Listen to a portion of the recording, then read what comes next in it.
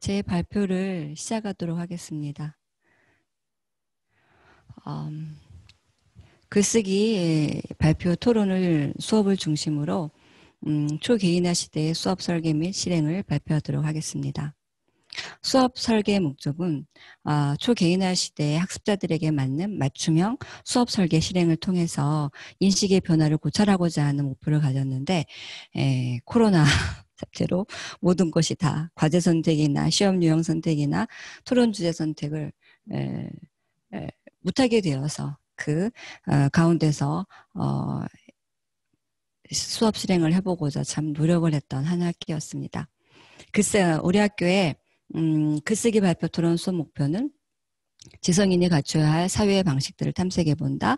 학술 에세이 쓰는 방법을 습득한다. 다양한 방법으로 글을 써보고 소재와 주제의 한계를 넓혀간다. 생각하고 발표하고 토론하는 과정을 통해서 자기 자신을 알아가는 시간을 가진다는 목표를 가지고 있습니다.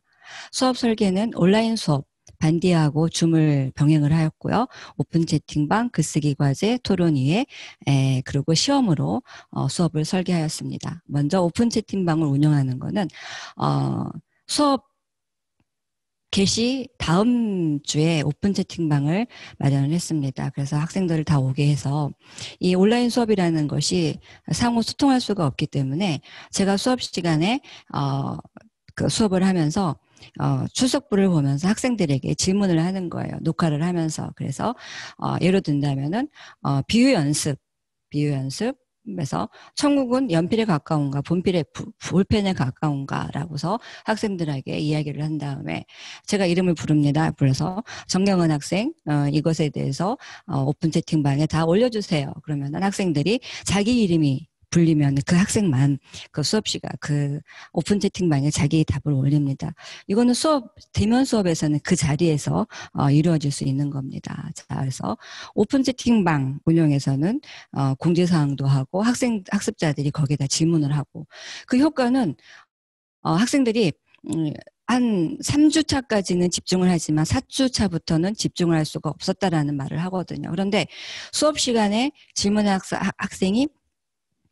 받은 학생이 오픈 채팅방에 올리지 않으면 협박을 했죠. 제가 감점을 하겠다라고 했더니 학생들이 올렸는데 제가 그 모든 것들을 캡처를 해가지고서 발표를 위해서 캡처를 해가지고서 준비를 하였는데 제 컴퓨터가 랜섬에 걸려버렸습니다. 그래서 모든 자료가 다 날아가 버렸어요. 그래서 제가 띄워드리는 거는 이번에 2학기에 그 수업한 그 내용입니다. 내용에서 이렇게 학생들이 이렇게 발표를 하고 또 이 오픈 채팅방에 대해서 학생들이 아주 맨 처음에는 강한 거부감을 보였습니다. 왜냐하면 제가 두려워하지 말아라. 예수님도 아니지만 두려워하지 말아라. 여러분이 말하는 건 정답이 하나도 없다. 세상에 무슨 정답이 있냐. 그리고 지금은 신박한 그런 대답을 하지 못해도 나중에 더 잘할 수 있는 주제가 나올 것이다라고 말했음에도 불구하고 학생들은 올리는 것을 달가운 소식은 아니었다라고 많은 학생들이 보고 있는 데서 자기의 답을 올리는 것에서 아주 싫어하였습니다. 아주 거부감을 보였는데 그런데 이것이 4차 설문에서 수업을 통한 수행력 향상의 변화 아주 상대적으로 낮게 나왔습니다. 왜냐하면 그 질문이 오픈 채팅방에 답하기였기 때문입니다.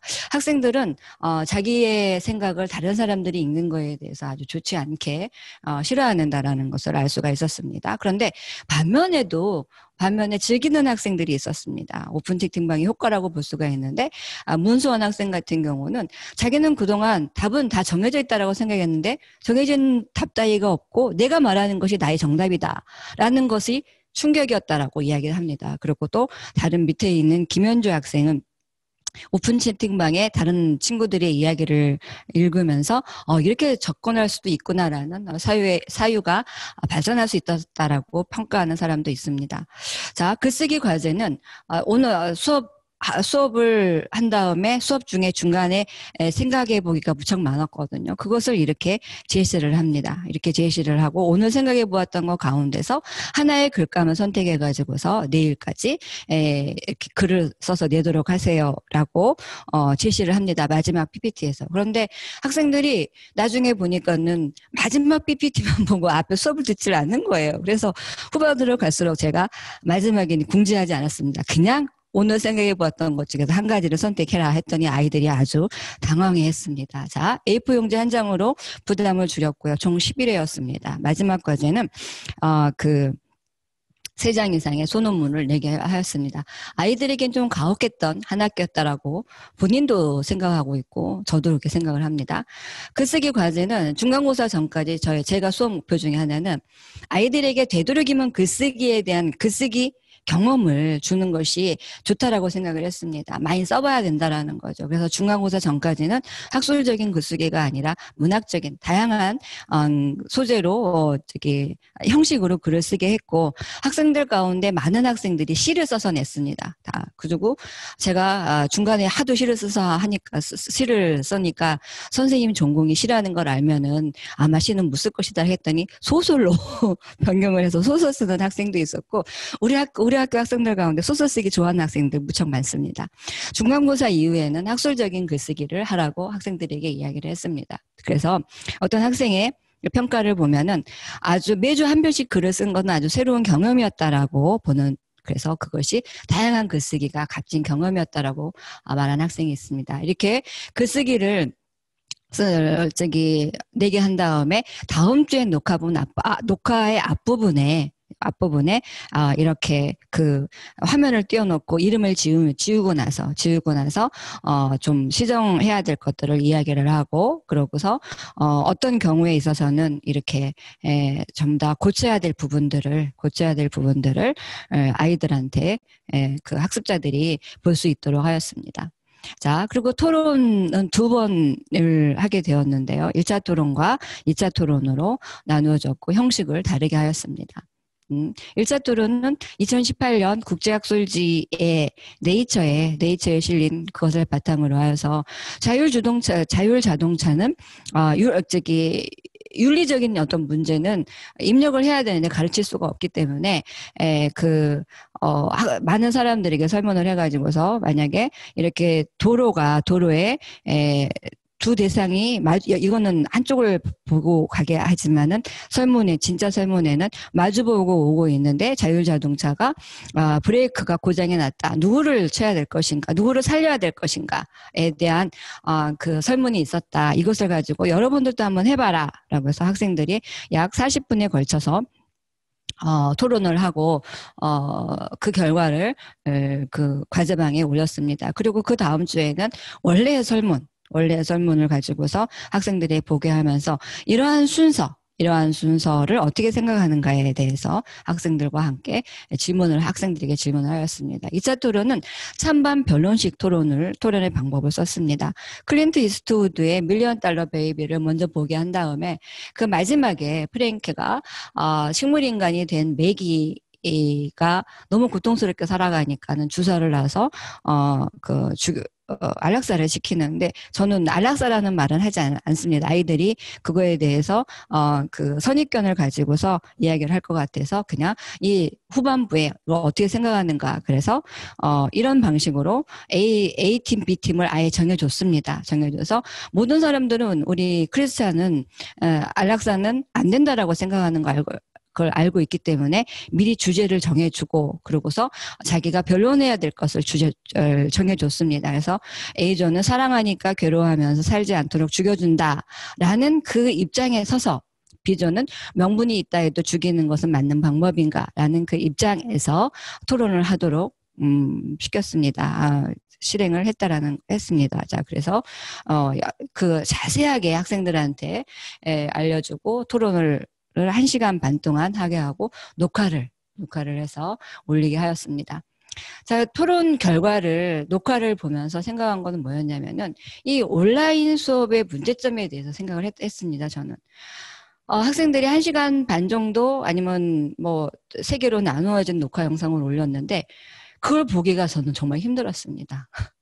빨리 돌려보고 싶은 그 유혹과, 네, 이 이야기를 언제까지 들어야 되나. 근데 그 온라인 수업의 효과를 보면은 응답하는 부분에 집중하기 힘들다는 것이 있었는데 저도 마찬가지였습니다. 하지만 토론자들이 설문에 쓴 말로는 긴박감이 있어서 좋았다고 합니다. 근데 저는 그 긴박감을 느낄 수가 없었다라는데 좌절감을 느꼈습니다. 제가 아무리 열심히 하여도 학생들은 흥미를 갖지 않을 수도 있겠구나 라는 그런 생각을 했습니다. 자, 시험은 중간고사하고 기말고사를 저는 다 보았습니다. 그래서 중간고사는 오픈북으로 하였고 50분 동안 풀 문제를 59문제를 해서 학생들이 오픈북이었지만 미리 공부하지 않은 학생들은 그 답을 쓸 수가 없었습니다. 그래서 시험 성적이 중간고사로도 결정될 그럴 정도였습니다. 기말고사는 오픈북으로 하였고 인터넷의 도움을 받지 못하는 그 문제를 만들어냈는데 이 서술형에서 문제점은 뭐냐면은 이 그 타자를 치는 좀 어려운 학생들은 할 수 없었다라는 것, 이 방법이 합당하지 않다라는, 그래서 다른 방법을, 이야기를 했었습니다. 자, 1차 설문을 보면은 학생들은 선호하는 장르는 되게 문학 장르였습니다. 필요하다고 느끼는 글쓰기는 레포트와 같은 것이었고, 간혹 설교를 쓰기 위한 글을, 필요하다고 생각하는 학생들이 있었고 글쓰기가 어려운 이유를 어떻게 시작해야 될지 모르겠다라고 보는 학생들이 있었습니다. 1차 설문 결과와 문제 제기를 보도록 하겠습니다. 학생들이 소질이 없어서 어렵다. 글쓰기 소질이 있어야 한다. 발표 능력이 필요하다. 하지만 열심히 하면 능력이 향상될 것이라고 생각하는 어떤 상반된 것들. 열심히 해도 되지 않는다라는 그런 그 좌절감 같은 것들을 좀 느낄 수가 있었어요. 중고등학교 때부터 어떤 잘못된 교육이 아닐까. 아마 논술학원에 가는 학생들은 따로 있지요. 소위 말하는 명문대를 가기 위한 학생들은 논술 시험을 보는데 기타 등등의 학생들은 사실 논술을 공부할 기회가 별로 없거든요. 그러한 것들. 그래서 저는 학생들 대면 수업에서 항상 이야기합니다. 필력은 쓰면 쓸수록 나아진다라는 겁니다. 자, 그래서 글쓰기가 어렵다고 생각하면 맨 처음엔 학습자가 글쓰기가 어렵다라고 말하는 그 학습자의 그 이야기를 보면 맨 처음 그 마지막 서술형 답변에서 2주에 한 번씩 2주에서 3주에 한 번씩 발표하고 12번의 글을 쓰고 3번 정도의 발표를 하고 2번의 토론을 하고 그러다 보니 어렵다고 생각했던 글쓰기였는데 이제는 서슴없이 한자 한자 써내려가고 있는 나 자신을 보게 된다라고 하는. 그래서 필력은 쓰면 쓸수록 나아진다라는 것을 계속 학생들한테 이야기를 하고 그리고 계속 쓰게 해야 되겠구나라는 생각을 하였습니다. 토론 주제 선택에 대한 문제를 생각을 한번 해보면은 학생들은 대부분 관심 있는 주제를 선택하고 싶어 합니다. 하지만 관심 있는 주제를 선택하게 했을 때 학생들은 대부분 자기가 잘 알고 익숙하고 외운 답을 그 토론 주제로 선택하는 것을 그동안의 수업을 통해서 알게 되었습니다.